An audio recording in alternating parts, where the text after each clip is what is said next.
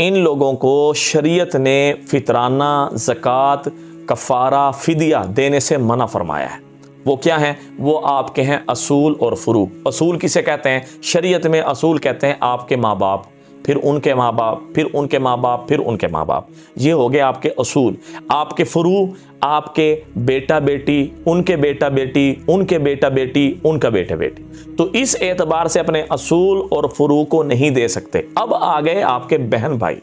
आप अपने बहन भाई को दे सकते हैं, आप अपनी खाला को दे सकते हैं, फूफी को दे सकते हैं, आप अपनी चच्ची को दे सकते हैं, चाचू को दे सकते हैं, मामू को दे सकते हैं, आप अपने कज़नों को दे सकते हैं, आप अपनी सास को, ससुर को भी दे सकते हैं, आप अपने दामाद को भी दे सकते हैं। बेटी को नहीं दे सकते, दामाद को दे सकते हैं।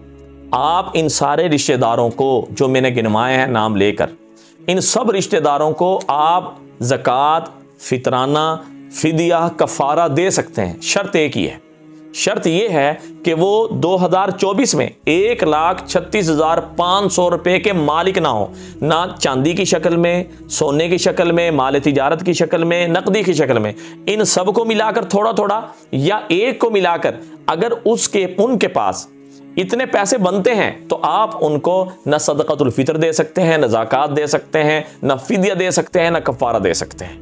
अगर उनके पास इतने पैसे नहीं हैं, कम हैं, 1 लाख रुपए भी हैं, तो फिर आप उनको फितराना भी दे सकते हैं, ज़कात भी दे सकते हैं, फ़िदिया भी दे सकते हैं, कफ़ारा भी दे सकते हैं। तो लिहाजा ये शर्त याद रखिएगा, ये शर्त बहुत ज़रूरी है। अगर आप इस शर्त को समझ गए कि जो बंदा, अब बाद लोग सवाल करते हैं कि जी एक बंदा है उसके जो है ना दोनों हाथ नहीं है, उनको दे सकते हैं। शरीयत ये नहीं देखती कि भी वो उसके हाथ नहीं है, उसकी आंख नहीं है, उसका कान नहीं है, वो बेवा है, वो नहीं, ये शरीयत चीज नहीं देखती। शरीयत ने एक कायदा कुलिया वज़ा कर दिया कि जिसके पास 1,36,500 रुपये मौजूद हैं, ना आप उसको फिदिया दे सकते हैं, ना ज़कात दे सकते हैं, ना आप उसको कफ़ारा दे सकते हैं, ना फितराना दे सकते हैं, कुछ नहीं दे सकते।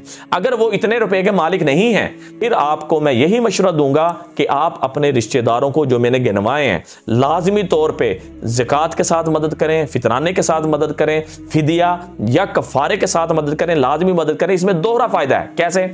एक तो आपको सिला रहमी करने का फायदा है। सिला रहमी का फायदा क्या है? इसके 2 फायदे हैं। एक फायदा कि अल्लाह आपके रिज़्क़ में बरकतें अता फरमाएगा। दूसरा फायदा, अल्लाह आपकी उम्र में ज़्यादती अता फरमाएगा। अगर इन रिश्तेदारों के अलावा जिसको भी आप देंगे, तो रिश्तेदारों के अलावा जिसको भी आप देंगे तो आपका फर्ज जिम्मे से अदा हो जाएगा, जो देने का सवाब है वो मिल जाएगा। लेकिन जिंदगी का लंबा होना और माल के अंदर ज्यादती, रिज़्क़ में बरकत आपको अपने करीबी रिश्तेदारों या दूर के रिश्तेदारों को देने से ही हासिल होगी। तो लिहाजा आपसे गुजारिश है कि अपने फितराना, अपना ज़कात, अपना सदक़ात या आपका कोई भी ऐसा मसरफ़ है जो आप मदद करना चाहते हैं, अपने रिश्तेदारों से इब्तिदा कीजिए। दुआओं में याद रखें। अस्सलामु अलैकुम व रहमतुल्लाहि व बरकातुहू।